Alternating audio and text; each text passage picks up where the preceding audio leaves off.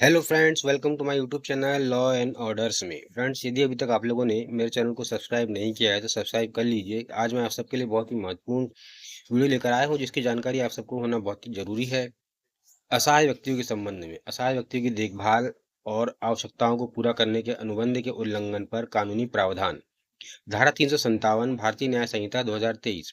भारतीय न्याय संहिता में कई अपराधों और उनके लिए सजा के प्रावधान हैं। इन्हीं में से एक महत्वपूर्ण धारा 357 है, जो उन मामलों से संबंधित है जहां कोई व्यक्ति कानूनी अनुबंध के तहत किसी असहाय व्यक्ति की देखभाल करने या उसकी आवश्यकताएं पूरी करने के लिए बाध्य है, लेकिन स्वेच्छा से अपनी जिम्मेदारी निभाने से इनकार कर देता है। यह धारा उन मामलों में सजा का प्रावधान करती है जहां कोई व्यक्ति जो किसी बच्चे, बुजुर्ग, मानसिक रूप से अस्वस्थ व्यक्ति या गंभीर बीमारी से ग्रसित व्यक्ति की देखभाल करने के लिए कानूनी रूप से बाध्य है, लेकिन जानबूझकर अपनी जिम्मेदारी से पीछे हट जाता है। धारा 357 का दायरा और महत्व। इस धारा के तहत अपराध तभी माना जाएगा जब निम्नलिखित तत्व मौजूद हों। पहला, वैध अनुबंध का होना।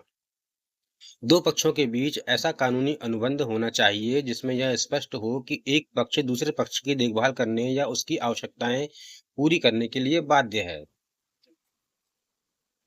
दूसरा पॉइंट, जिस व्यक्ति की देखभाल होनी चाहिए वह असहाय हो। जिस व्यक्ति को देखभाल की आवश्यकता है वह निम्नलिखित कारणों से असमर्थ होना चाहिए। तो क्या है वो कारण, आइए देखते हैं। कम उम्र का, जैसे कि नाबालिग बच्चा, मानसिक अस्वस्थता, मानसिक विकार या मानसिक अक्षमता से ग्रसित व्यक्ति, गंभीर बीमारी या शारीरिक दुर्बलता, कोई वृद्ध व्यक्ति या बीमारी के कारण कमजोर व्यक्ति, तो ये ऐसे लोग होना चाहिए असहाय। तीसरा पॉइंट है जानबूझकर जिम्मेदारी न निभाना। देखभाल करने वाले व्यक्ति स्वेच्छा से और जानबूझकर अपनी जिम्मेदारी से पीछे हटे। चौथा पॉइंट है सजा का प्रावधान। अगर उपरोक्त सभी शर्तें पूरी होती हैं तो अपराधी को 3 महीने तक की जेल और 5,000 रुपए तक का जुर्माना या दोनों हो सकते हैं। इस धारा की आवश्यकता क्यों है भारतीय न्याय संहिता में? धारा 357 यह सुनिश्चित करता है कि जो व्यक्ति स्वयं की देखभाल करने में असमर्थ है, उन्हें उनके देखभालकर्ता द्वारा छोड़ा न जाए। यह कानून खास तौर पर उन मामलों में लागू होता है जहां एक व्यक्ति कानूनी अनुबंध के तहत किसी की देखभाल करने के लिए बाध्य होता है, लेकिन फिर भी अपनी जिम्मेदारी नहीं निभाता। बच्चों की सुरक्षा।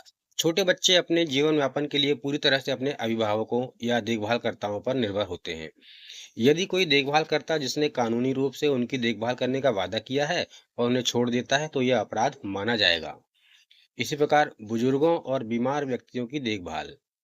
कई बुजुर्ग या बीमार व्यक्ति स्वयं की देखभाल करने में असमर्थ होते हैं। यदि कोई व्यक्ति जो उनकी देखभाल करने के लिए अनुबंधित है उन्हें नजरअंदाज कर देता है तो यह अपराध की श्रेणी में आएगा। कानूनी अनुबंध की पवित्रता बनाए रखना। इस कानून का उद्देश्य यह सुनिश्चित करना है कि देखभाल से जुड़े अनुबंधों का पालन किया जाए और कोई भी व्यक्ति अपनी जिम्मेदारी से बच न सके। आइए इसको उदाहरण से समझते हैं। पहला उदाहरण देखते हैं। एक अस्पताल ने एक नर्स को एक बुजुर्ग रोगी की देखभाल के लिए नियुक्त किया। नर्स ने एक अनुबंध पर हस्ताक्षर किए जिसमें यह स्पष्ट था कि उसे मरीज को दवा और देखभाल प्रदान करनी होगी। लेकिन कुछ समय बाद नर्स बिना किसी सूचना के अपनी ड्यूटी छोड़ देती है, जिससे मरीज की हालत बिगड़ने लगती है। इस मामले में नर्स का यह कार्य धारा 357 के तहत अपराध माना जाएगा। इसी प्रकार दूसरा उदाहरण देखते हैं। जैसे एक माता पिता ने एक व्यक्ति को अपने 8 साल के बच्चे की देखभाल के लिए अनुबंधित किया। देखभाल करता केयरटेकर केयरटेकर कुछ समय तक बच्चा संभालता रहा, लेकिन फिर अचानक उसे अकेला छोड़ने लगा और अपने व्यक्तिगत कामों में व्यस्त हो गया। चूंकि बच्चा अपनी आवश्यकताओं को पूरा करने में असमर्थ था, यह धारा 357 के तहत अपराध माना जाएगा। एक और उदाहरण से इसी प्रकार इसको समझते हैं। धारा 357 को एक मानसिक स्वास्थ्य केंद्र में एक कर्मचारी की नियुक्ति की गई थी ताकि वह मानसिक रूप से बीमार मरीजों को भोजन और दवाइयां समय पर उपलब्ध कराए। लेकिन कर्मचारी जानबूझकर अपनी ड्यूटी पूरी नहीं करता और मरीजों को भोजन व दवाइयों से वंचित रखता है। इस स्थिति में कर्मचारी का यह कार्य धारा 357 के तहत अपराध होगा।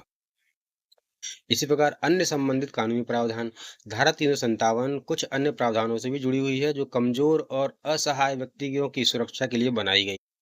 धारा 326 अब है भारतीय न्याय संहिता में धारा 118 की उपधारा 2, खतरनाक हथियारों से गंभीर चोट पहुंचाना। यदि कोई व्यक्ति सिर्फ लापरवाही नहीं करता बल्कि जानबूझकर किसी असहाय व्यक्ति को नुकसान पहुंचाता है तो यह धारा 326 और भारतीय न्याय संहिता की धारा 118 की उपधारा 2 के तहत दंडनीय होगा। धारा 304 बीएनएस 106(1) लापरवाही से मृत्यु का कारण बनना। यदि किसी असहाय व्यक्ति की मृत्यु केवल इस कारण हो जाती है कि देखभालकर्ता ने अपने कर्तव्यों का पालन नहीं किया, तो अपराधी को धारा 304(a) और बीएनएस की धारा 106 की उपधारा 1 के तहत कठोर दंड मिल सकता है। अनुबंध कानून के तहत कार्यवाही। यदि कोई व्यक्ति किसी कानूनी अनुबंध का उल्लंघन करता है, तो उसके खिलाफ नागरिक मामलों में सिविल केस में भी मुकदमा चलाया जा सकता है। और कानूनी परिणाम। सजा और कानूनी परिणाम। इस धारा के तहत अपराध की गंभीरता को देखते हुए निम्नलिखित दंड निर्धारित किए गए हैं, जैसे 3 महीने की कैद, 5,000 रुपए तक का जुर्माना, कैद और जुर्माना दोनों का प्रावधान। धारा 357 समाज में उन व्यक्तियों की सुरक्षा के लिए एक महत्वपूर्ण प्रावधान है जो अपनी देखभाल स्वयं नहीं कर सकते। यह कानून न केवल कमजोर और असहाय लोगों को सुरक्षा प्रदान करता है, बल्कि उन व्यक्तियों को भी जिम्मेदारीपूर्ण व्यवहार करने के लिए बाध्य करता है जिन्होंने देखभाल करने का अनुबंध किया है। इस धारा को प्रभावी ढंग से लागू करने से यह सुनिश्चित किया जा सकता है कि कोई भी असहाय व्यक्ति उपेक्षित न रहे और समाज में संवेदनशीलता और न्याय बना रहे। तो ये था आज का बहुत ही महत्वपूर्ण वीडियो फ्रेंड्स। असहाय व्यक्तियों के संबंध में, उनकी देखभाल के संबंध में, वो उनकी सुरक्षा के संबंध में क्या है प्रावधान भारतीय न्याय संहिता में। तो फ्रेंड्स मेरी वीडियो को शेयर करिए, चैनल को सब्सक्राइब करिए और आप सभी को बसंत पंचमी की बहुत बहुत शुभकामनाएं।